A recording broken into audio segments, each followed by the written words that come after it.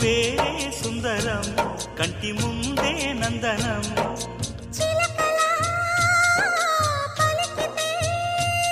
ఉండిపోదా సంబరం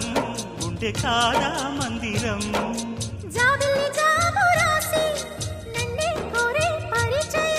పున్నగ పూలు పూసే వన్నే చిన్నే రసమయం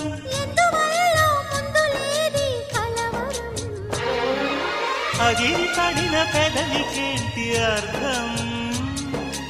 అడుగుతా